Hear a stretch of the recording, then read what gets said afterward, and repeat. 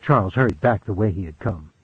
The door seemed to take forever to wheeze pneumatically closed behind him.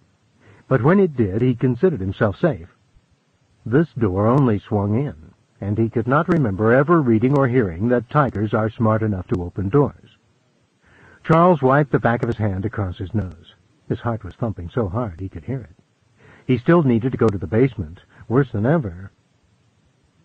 He squirmed, winced, and pressed a hand against his belly. He really had to go to the basement. If he could only be sure no one would come, he could use the girls. It was right across the hall. Charles looked at it longingly, knowing he would never dare, not in a million years. What if Kathy Scott should come? Or, black horror, what if Miss Bird should come? Perhaps he had imagined the tiger. He opened the door wide enough for one eye and peeked in. The tiger was peeking back from around the angle of the L, its eye a sparkling green. Charles fancied he could see a tiny blue fleck in that deep brilliance, as if the tiger's eye had eaten one of his own. As if... A hand slid around his neck. Charles gave a stifled cry and felt his heart and stomach cram up into his throat. For one terrible moment he thought he was going to wet himself. It was Kenny Griffin, smiling complacently. "Miss Bird sent me after you, 'cause you've been gone 6 years. You're in trouble."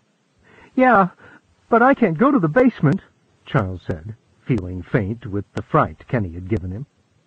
"You're constipated," Kenny chortled gleefully. "Wait till I tell Kathy." "You better not," Charles said urgently. "Besides, I'm not. There's a tiger in there." "What's he doing?" Kenny asked. "Taking a piss?" "I don't know," Charles said, turning his face to the wall. "I just wish he'd go away." He began to weep. "Hey," Kenny said, bewildered and a little frightened. "Hey." "What if I have to go? What if I can't help it?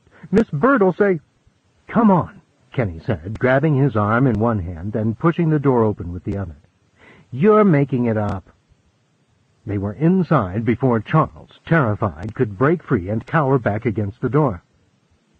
"Tiger," Kenny said disgustedly. "Boy, Miss Bird's gonna kill you." "It's around the other side." Kenny began to walk past the wash bowls. "Kitty, kitty, kitty, kitty." "Don't!" Charles hissed. Kenny disappeared around the corner. "Kitty, kitty, kitty, kitty, kit." Charles darted out the door again and pressed himself against the wall, waiting, his hands over his mouth and his eyes squinched shut, waiting for the scream. There was no scream. He had no idea how long he stood there, frozen, his bladder bursting. He looked at the door to the boys' basement. It told him nothing. It was just a door. He wouldn't. He couldn't. But at last he went in. The wash bowls and the mirrors were neat, and the faint smell of chlorine was unchanged, but there seemed to be a smell under it. A faint, unpleasant smell, like freshly sheared copper. With groaning but silent trepidation, he went to the corner of the L and peeped around. The tiger was sprawled on the floor, licking its large paws with a long pink tongue. It looked incuriously at Charles. There was a torn piece of shirt caught in one set of claws. But his need was a white agony now, and he couldn't help it. He had to. Charles tiptoed back to the white porcelain basin closest the door. Miss Bird slammed in just as he was zipping his pants. "Why, you dirty, filthy little boy," she said almost reflectively. Charles was keeping a weather eye on the corner. "I'm sorry, Miss Bird. The tiger. I'm going to clean the sink. I'll use soap. I swear I will." "Where's Kenneth?" Miss Bird asked calmly. "I don't know." He didn't really. "Is he back there?" "No," Charles cried. Miss Bird stalked to the place where the room bent. "Come here, Kenneth. Right this moment." "Miss Bird."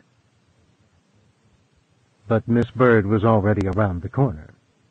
She meant to pounce. Charles thought Miss Bird was about to find out what pouncing was really all about. He went out the door again, He got a drink at the drinking fountain. He looked at the American flag hanging over the entrance to the gym. He looked at the bulletin board. Woodsy Owl said, "Give a hoot. Don't pollute." Officer Friendly said, "Never ride with strangers." Charles read everything twice. Then he went back to the classroom, walked down his row to his seat with his eyes on the floor, and slid into his seat. It was 11:15. He took out Roads to Everywhere and began to read about Bill at the rodeo.